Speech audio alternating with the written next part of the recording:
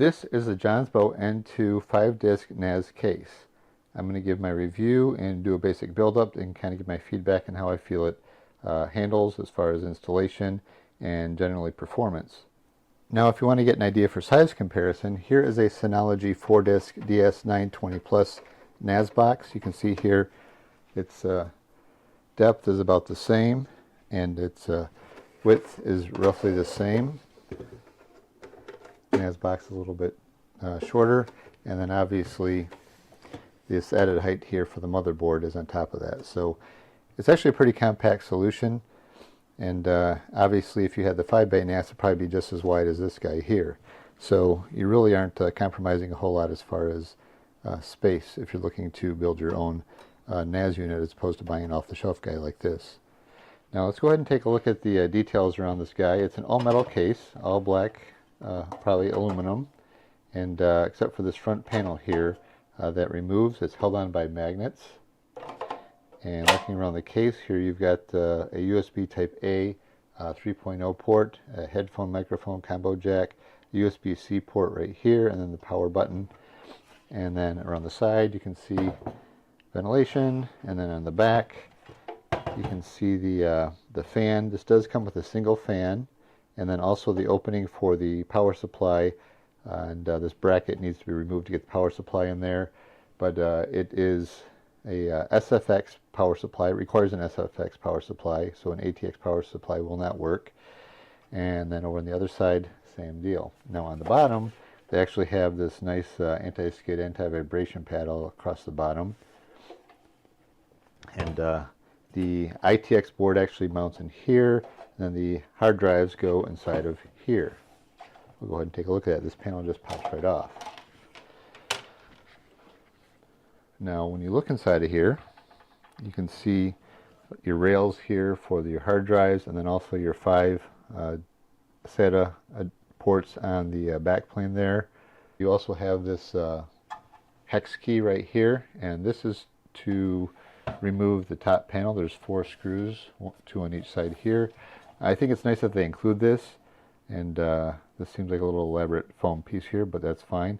Although I'm surprised that they didn't go with like a Phillips type head, because while these are hex heads here, or Allen screws, whatever you want to call it, everything else usually is Phillips on PC, so it'd be nice if it was actually a Phillips screwdriver, but it's neither here nor there. Alright, now what Jonsbo gives you with this is basically a bunch of screws so you can mount to the motherboard to the chassis.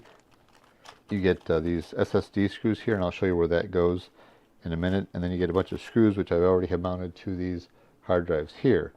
So basically, in order to mount the hard drives in this chassis, you take this strap that they give you, and then you've also got these shouldered screws that are Phillips head, and then you have these grommets which attach to those screws as well. So you use these screws, you just pop it in here,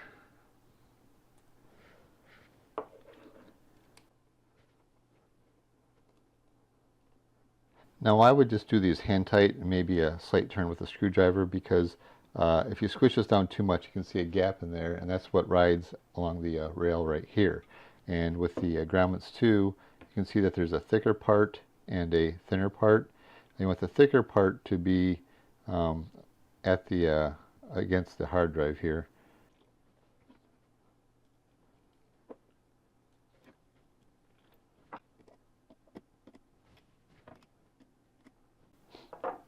Alright, then all you have to do is just obviously make sure your SATA slot's lined up, and it goes in with a little bit of resistance, but it's nice. And then the final engagement. Go ahead and slide all these in. And then your front cover. Just like that. Now one thing I wanted to mention, if you notice here, there's a little bit of whitening on this, I don't know if you can see that here, but there's a little bit of whitening on this front panel here, and I don't know why. I don't know. I did wipe this down with some alcohol. I don't know if the rubbing alcohol actually discolored this or not. I also ran it through a soapy water bath and see if I could get rid of it, but no, it doesn't go away. So I don't know if just a poor choice of materials or what. Just something seems kind of odd. But in any case, everything else is metal and it seems to be fine. Now just note that this is supports 3.5-inch hard drives. If you want 2.5-inch hard drives, they have no adapter or anything like that, but you can mount them in here. And to do that, let me pull this out. And pulling these out, it takes a little bit of effort, but once you get past the point, it just kind of slides out pretty nicely. These are in here pretty snug, so there really should be no vibration whatsoever. So I've got these older Samsung 250 gigabyte 850 EVO drives, and all these I'm just going to slide it in by hand here. Now this clearly isn't as elegant as having some sort of bracket or mounting provision here, but I'm sure you could easily create a 3D printed option. Maybe I'll look into doing that myself. They're in there pretty decent, so it may not be a big deal. And then just cover this up. Alright, now that we've looked at the hard drive opening, I'm going to go ahead and use the tool here to remove the lid. You can take a look inside where the ITX motherboard is mounted.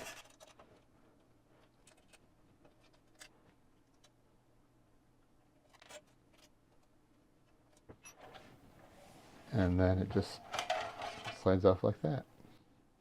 You can see here it comes with a USB 3 20-pin connector, a USB-C type connector, a HD audio for the front panel connector, and then the front panel power LED, power switch, etc.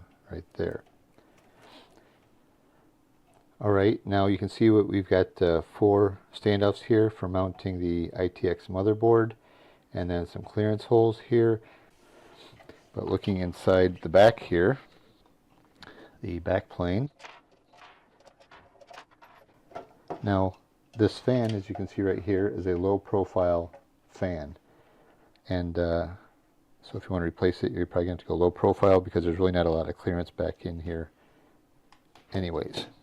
And if you go ahead and take a look at the back plane and your provisions here, you've got 2 4-pin Molex power connectors to power all 5 drives. You've got a 4-pin fan header, which this is a 4-pin fan, and the 5 SATA ports. Now one thing I want to mention is that when you plug into this fan header here, it's going to run the fan at 100% power, and it gets pretty loud. So you may actually want to snake it up to your motherboard and plug it in there so that you can have some control over the speed and volume of the fan. And to mount the power supply, you just remove these 4 screws here. And in this case, I have a Silverstone SX300 SFX power supply. Other provision is you can mount a 2.5-inch hard drive here, or SSD. They actually have provisions here, and they do provide you with those screws for that. So now for this build, I'm going to use this i5 4570, I believe, CPU and motherboard, and it does not have any onboard M.2 NVMe slot, so I'm going to have to use a SATA SSD as the boot drive. Now this board does come with 6 SATA ports, so I can use 5 for the drives because it's a 5-bay NAS, and then 1 drive or SATA port for the boot drive. Alright, so now I'm going to go ahead and snake in the power supply and choose where you want your cables, top or bottom. I'm going to choose bottom. So one thing you might want to do is mount this bracket to the power supply ahead of time.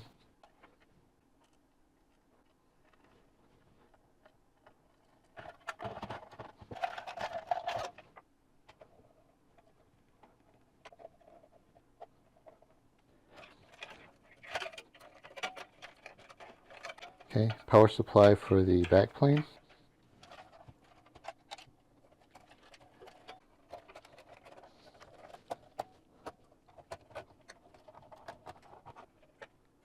Right, here's my boot drive, and here's the 2.5-inch mounting location.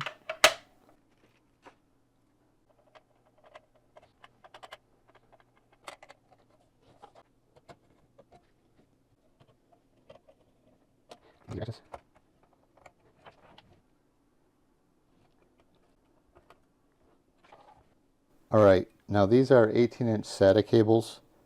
Probably could get away with 12-inch if you can find them, but this gives you a little extra slack, probably more than you want, but they do actually have tie-down provisions on the chassis itself too. So not sure if you can see with that cable in the way, but right there, and also along the side. So try to make use of those.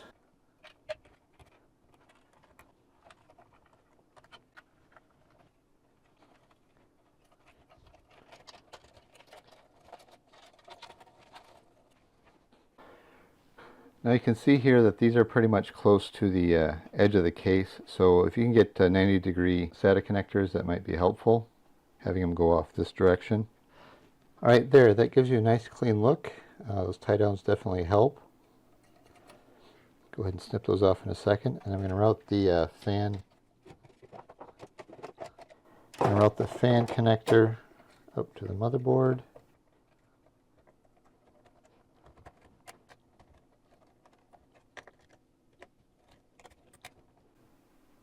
And voila, that took all of about 30 minutes to build. Now as far as clearances are concerned, this CPU cooler is an 80mm height cooler, and still seems to have ample clearance to put the lid on. And no problem whatsoever. Then also, if you're looking to use an add-in card here, it only supports half height. You can see here the half height bracket here that you got to remove. Now in this case, I'm going to throw in this LSI 9211 8i SAS adapter card just to check for clearance to make sure there's no issues. Seems I should have made more clearance for these SATA cables. Okay, there you go, it's installed.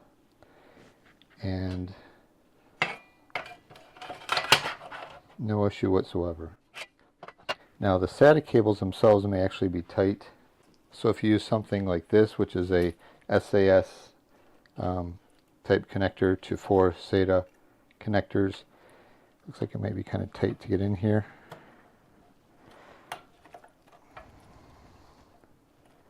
Now clearly you only want to do this probably if you don't have enough SATA ports on your motherboard, or you can just get a regular SATA controller in there, but that still works. Okay, not a problem. Okay, now I have the rear case fan connected to the motherboard header here, motherboard fan header, and basically so I can show you the lowest speed sound of the fan and the high full speed sound of the fan. Now if you plug this directly into the connector on the back of the back plane, it's only going to run at full speed, so when I set this to full speed you'll see that that's kind of what the sound you're going to get. Now I have disconnected the CPU fan for now, just so you can get an idea for just the case fan. So initially this is set up for silent profile.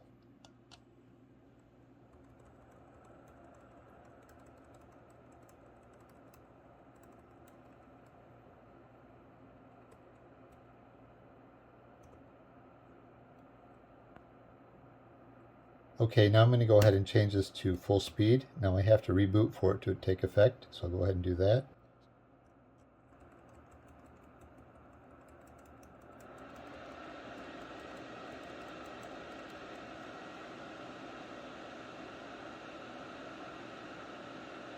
So hopefully this comes through, audio quality comes through okay. You can actually tell the difference there. It's pretty significant though.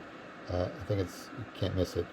I think that the full speed is way too high, and I'm surprised that they didn't put some way to control that fan speed back there. I installed OpenMediaVault on this NAS device now, and I have 5 of the 2 terabyte 7200 RPM Seagate hard drives here, and they're easily detected, no problem. I set them up in a RAID 5, MD RAID 5, and assigned the file system, mounted it, ext4, and then set up a shared folder for it right here. So I'm going to do some basic benchmarking just to make sure that the performance is not being restricted by the backplane or anything comes up out of the ordinary. I don't expect it. And then I did the same thing, going to do the same thing, actually I already did the same thing with the SSDs, 5 of the Samsung 850 EVO, 250 gigabytes in a RAID 5. And then also I installed 2 18 terabyte hard drives, a mix of Western Digital and Seagate, and I set them up in a RAID 0. and also doing some benchmarking, and then going to report back on the temperatures for those as well, with the fan running in the silent mode. Now we're going to look at a few benchmarks. There's not really much to benchmark, right, because it's just a case or an enclosure, but it does have that backplane in it that supports those 5 hard drives. So, and also it has a fan that comes with it, so kind of want to look at the cooling performance of it.